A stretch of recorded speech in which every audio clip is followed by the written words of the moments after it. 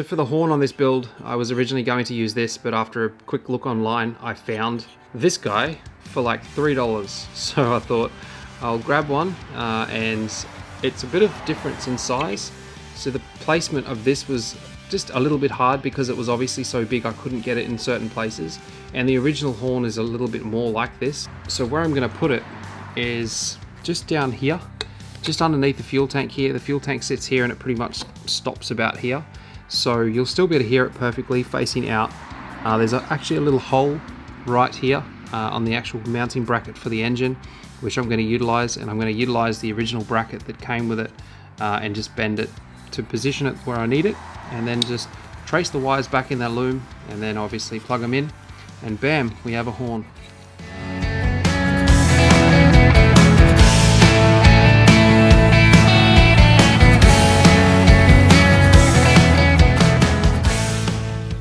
I thought it'd be kind of cool to show you what I've done here. This is the wires which were for the horn. I've extended them by obviously soldering them together and putting some shrink wrap on it.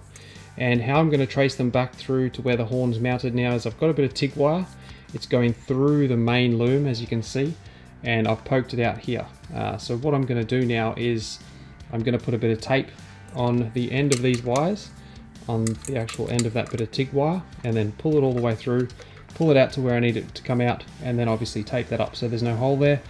Tape this end up, and that'll have the wires coming out through where I need them. They come down from the controls into the back of down here, and then I'm just going to trace them back to where I need them. So it's kind of a cool, easy way to pull wires through. So TIG wire is kind of handy because it's relatively strong depending on the sort of TIG wire that you use and how thick it is.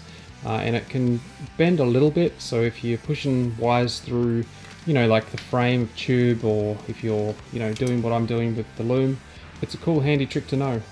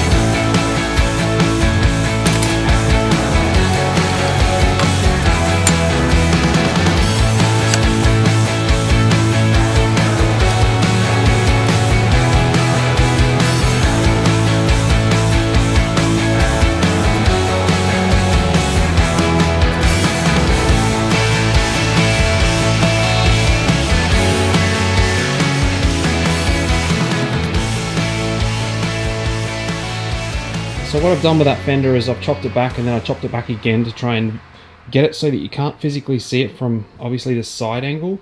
What I looked at, I just thought to myself, it just looks unfinished. I just don't like the way it ends like that. So then I played around with, obviously you saw me with this, and I drew some lines on it because I was going to bend it in increments in the vise, but then I realized that I could use a bit of pipe and bend it over a bit of pipe, which is what I did. I just happened to have the right size pipe, so I'm pretty lucky with that, and it worked. The idea is to mimic that curve there, and then it's going to be welded on the actual original Fender here all the way across,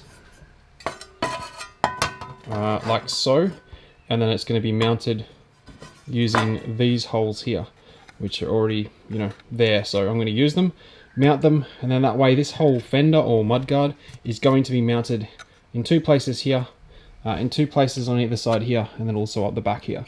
Not that it needs that much support, but I just feel like by doing that, he's going to tidy up this end and just make it look more factory than rather than just having the fender ending like that. I just feel if you can see it from, you know, this angle, it just doesn't look right. It just looks unfinished. So that's the idea of this, for no other reason. It's not really to add any protection from anything, but I guess it will a little bit. But I've still got to cut a finger relief to allow, you know, something so I can get my hands up in here and pull this down. So like I said, it's not going to be much of a protection from anything, maybe a tiny bit, but like you've still got, you know, gaping holes here and stuff, which I'm not too worried about. All this loom here is pretty much, it can get wet, it's not going to matter. I just thought I'd explain that a little bit better.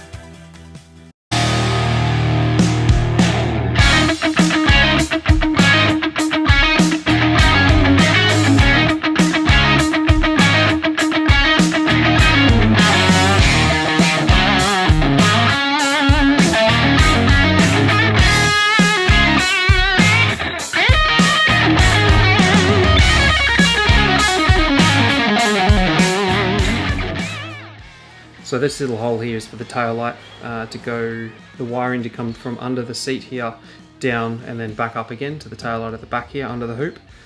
So what I've done is I drilled it a little bit smaller than I need because I plan on putting a grommet in. I just found the grommets that I was going to use. So what I'm going to do is drill this out perfect size, and that'll be ready for the grommet once I paint this all up. And I can just throw the grommet in there and make sure that that little wire that comes through there is not going to rub, vibrate, and then obviously short out because it's going to cut through the wire.